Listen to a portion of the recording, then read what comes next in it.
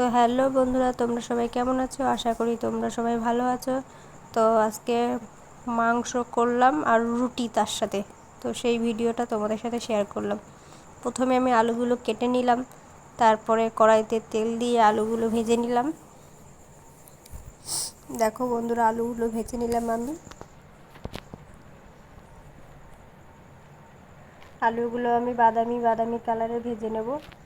তাই আদা, রসুন, পেঁয়াজ, শুকনো লঙ্কা, গোলমরিচ, কাঁচা লঙ্কা সব মিক্সচার করে নিলাম।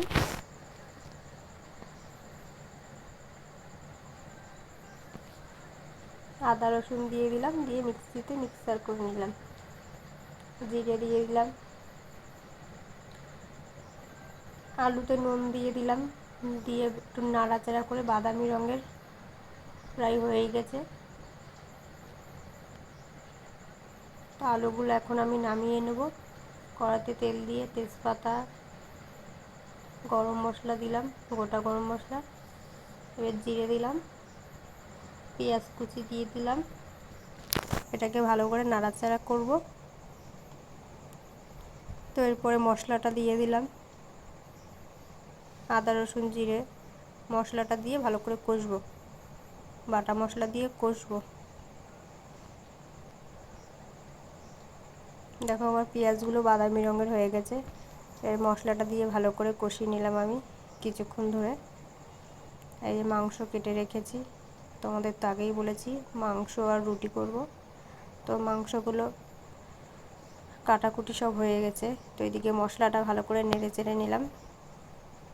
মশলাটাও প্রায় বাদামি রঙের হয়ে গেছে।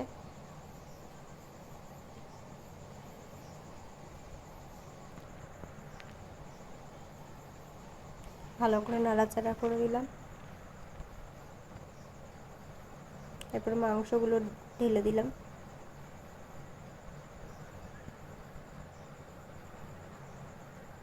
মাংসগুলো দিয়ে নাড়াচাড়া করে নিলাম বন্ধুরা।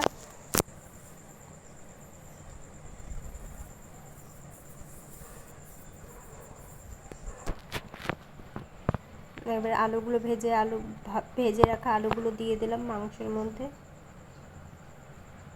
দেখো মাংসটাও এদিকে ভালো বাদামি কালারের হয়ে গেছে।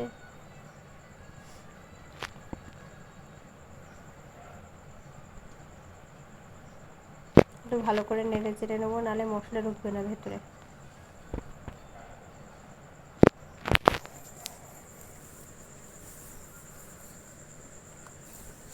মাংসটা প্রায় কষিয়ে হয়ে গেছে, কষানো হয়ে গেছে। এবার আলুগুলো ঢেলে দিলাম, দিয়ে ভালো করে নাড়াচাড়া করব।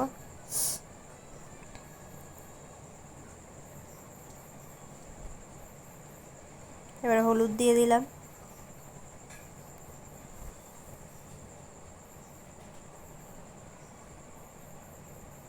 হলুদ দিয়ে ভালো করে নাড়াচাড়া করে নিলাম।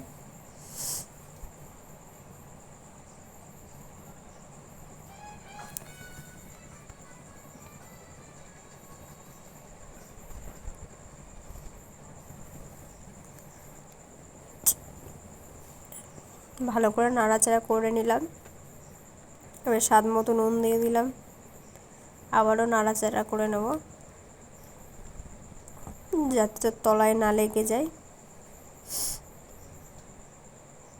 কারণ তলায় লেগে গেলে একটা বাজে গন্ধ পুড়ে গেলে, ওর জন্য ভালো করে নাড়াচাড়া করে নিলাম।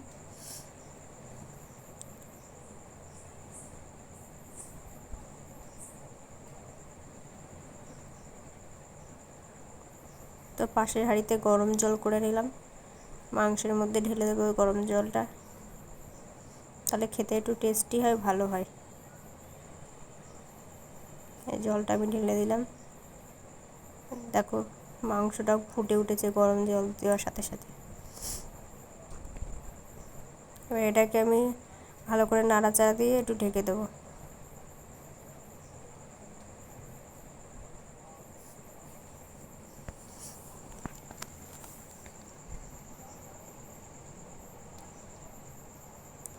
গরম মশলা দিয়ে দিলাম, গোলমরিচগুলো গরম মশলা সব দিয়ে দিলাম। মাংসটা প্রায় হয়ে গেছে।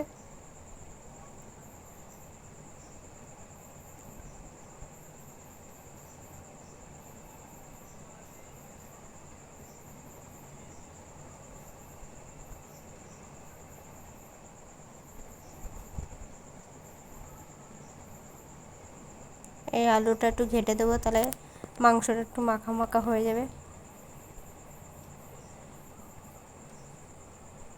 তো আমার মাংস রান্না কেমন হলো প্লিজ তোমরা কমেন্ট করো, আর ভালো লাগলে লাইক কমেন্ট শেয়ার করো।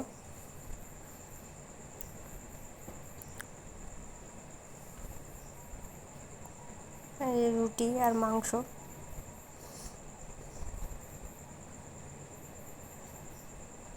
তো তোমাদের দাদা ভাইকে এখন খেতে দেবো। তোমাদের দাদা ভাইকে খেতে দিলাম, তোমাদের দাদা ভাই এখন খেতে বসেছে, এখন রুটি আর মাংস খাচ্ছে। তা আমাকে খাওয়াচ্ছে, আমি বলছি না আগে তুমি খাও।